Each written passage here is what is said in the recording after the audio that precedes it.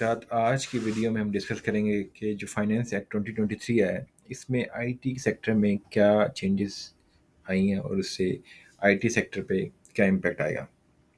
जो सेक्शन है आपका section 154 A of income tax ordinance 2001, वो एलेबोरेट करता है कि आईटी सेक्टर पे क्या टैक्सेशन होगी, क्योंकि आईटी एक्सपोर्ट जो फॉल करती है वो एक्सपोर्ट ऑफ सर्विसेज में फॉल करती है।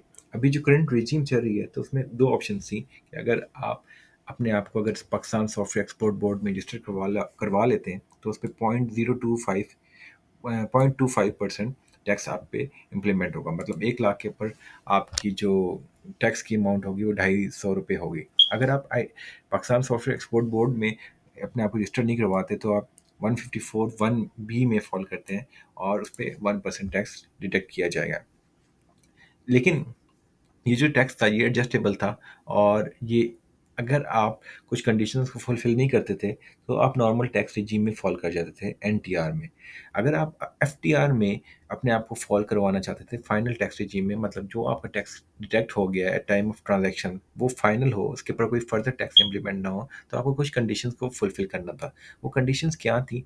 उसमें 3 कंडीशंस आपके मेंशन की गई थी सब सेक्शन 2 में, कि आपने इनकम टैक्स रिटर्न फाइल करनी हो अगर आप विद होल्डिंग एजेंट हैं, जो कि हर कंपनी से होती है, और जो इंडिविजुअल सोल प्रोवाइडर बिजनेसेस और एओपी की केस में 100 मिलियन के टर्नओवर की बेस पे आप विद होल्डिंग एजेंट बनते हैं, उसकी रिटर्न फाइल करना लाजमी थी और उनकी विद होल्डिंग की सारी प्रोविजंस को फुलफिल करना लाजमी थी।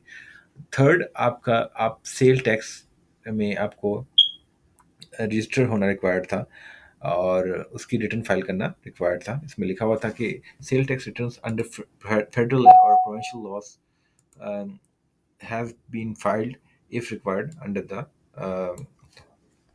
लॉ। सो अब उन्होंने इस क्लॉज को ओमिट कर दिया, जो sub clause C of sub section 2 of section 154 A थी, उसको ओमिट कर दिया है। अब आपको सेल टैक्स रिटर्न अगर आप फाइल नहीं भी करते सो स्टिल आप एफटीआर में अपने आप को फॉलो कर सकते हैं।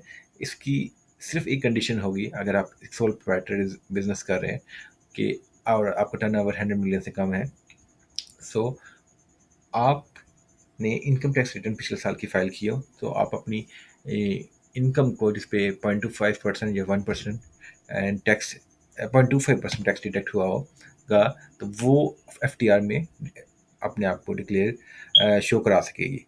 अच्छा, इसमें एक और बहुत इम्पॉर्टेंट पॉइंट है कि पहले ये था कि अगर आपने 0.25% टैक्स डिडक्शन होगी या आपकी 1% टैक्स डिडक्शन होगी तो आप दोनों सूरतों में अपने आप को एफटीआर में फॉल करवा सकते थे कंडीशंस को फुलफिल करने के बाद।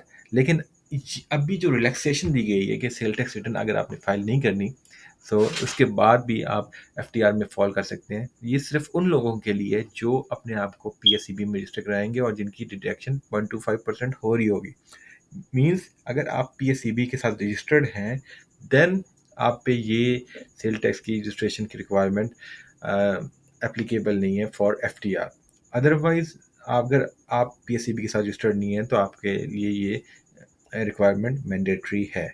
तो ये एक मेजर शिफ्ट आया है। इससे अगर इम्पैक्ट देखा जाए तो इसका एक पॉजिटिव इम्पैक्ट ये है कि सेल टैक्स की रिटर्न आपको फाइल करके आप अपने आप को एफ टी आर में फॉल करवा सकते थे, उसको उन्होंने ख़त्म किया है। अगर आप पीएसईबी में जस्ट रजिस्टर हो जाते हैं तो आपको सेल टैक्स की रिटर्न फाइल करना रिक्वायरमेंट नहीं है as per income tax section 154 ए। अगर आपको इससे रिलेटेड और कोई सवाल है तो आप कमेंट सेक्शन में पूछ सकते हैं। I will try to answer it. Thank you so much.